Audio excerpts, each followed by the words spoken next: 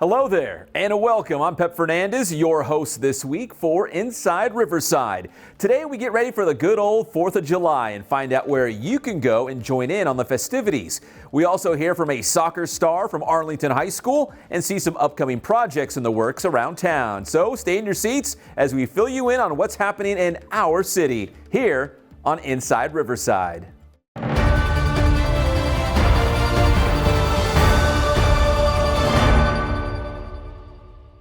Get ready for an unforgettable 4th of July as we bring back our spectacular aerial fireworks show and celebration to La Sierra Park and Mount Rubidoux. Bring your own blankets and chairs to get comfortable and enjoy the festivities. Be aware that access to the dog park at Carlson will be restricted all day on July 4th, starting at 7 a.m. And as a reminder, all fireworks are illegal within the city of Riverside. Anyone found using illegal fireworks will face a hefty $1,500 fine. The city has been working diligently to reduce the use of fireworks due to their potential to cause injuries, spark dangerous fires, create stress for veterans with PTSD, and frighten animals. Residents can report illegal use of fireworks by either calling 311, using the mobile app, or through the web. Any calls made to 311 regarding specific addresses where fireworks are being used can be made anonymously. So instead, come early to La Sierra Park and Mount Rubidoux. You can find your spot and enjoy the fireworks show, which will begin promptly at 9 p.m. We can't wait to see you there for a day of celebration and community spirit.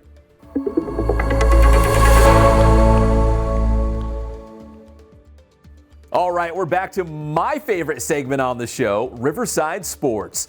Earlier in the week, I was able to talk to Arlington High School soccer star Javier Hernandez, who just received a huge honor. He was named the California Boys Soccer Player of the Year by Gatorade. Check out our interview with Javier. And Javier, first off, congratulations on the Gatorade Award, which goes to the best player in high school in the whole state. And California's a big state with a lot of great players and teams. So Yeah. what did that mean to you, Javier, to win this? I think just overall was first grateful for, Watson and his opportunities that he gave me and, his coaching staff. So just to be able to be put in Arlington jersey was, a blessing. And then obviously what I had to do, I did. And, I got the job done. You're the Gatorade Player of the Year. And I think, for the most part, it's because you're a great goal scorer, but also you helped Arlington get to the Open Division Championship match. I mean, when you look back on this season, what are some of the things you're going to remember about this fantastic Arlington team that only lost a couple matches at the very end of the season? Yeah, no, obviously just the bus rides after a win or something simple as going out and getting food. But I think obviously the most memorable thing was the CIF run, just crazy games, the support, playing home games was crazy. So just to be able to score and hear everybody scream was amazing. What did you think about the scoring record? Did you know that you were approaching it? Did you know you shattered it? Like you completely, blew past the old mark. I mean, did you know that you were, set to break some of these records this season?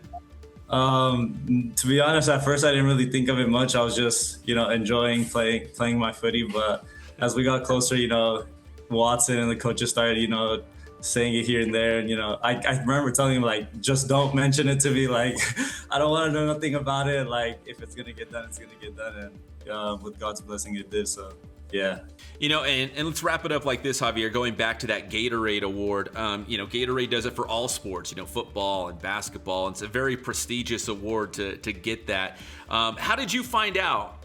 Was it an email, a text? Did somebody call you? Like, how did you find out you won that? Because it's a huge deal.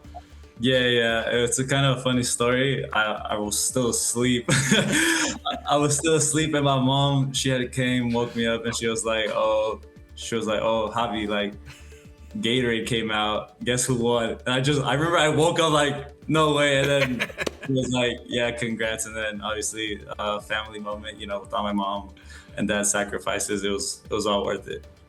Well, thanks again for the interview, Javier, and congratulations on this huge achievement, the best soccer player in the state of California. All right, big news for Riverside. The temporary parking lot in front of the main library will be transformed into 392 units of mixed-use student housing, retail, office space, and a new parking garage, increasing library parking by 25%. The $78 million project, developed by Pelican Communities, LLC, includes affordable housing units and significant retail and office space, with the first 3 hours of parking free for library patrons. This development, unanimously approved by the City Council, is expected to generate 200 construction jobs and over $560,000 in annual revenue. It aims to inject vitality into downtown, benefiting students and the entire community. Every Friday from now until August 9th, Riverside presents Movies in the Park. This is a free event. Seating will be on the grass, so bring a blanket or a beach chair and enjoy the cool summer evening. All movies begin at dusk. This Friday, June 21st, will be the movie Puss in Boots: The Last Wish at Nichols Park. Next Friday, June 28th, will be Disney's Wish at Viegas Park. So bring your family and friends out for an evening of fun, and for a full list of upcoming movies and locations, visit the community calendar at riversideca.gov/calendar. Well, that wraps up our show, but hold on a moment. If you need plans for next week, stay tuned for a list of some interesting things to come.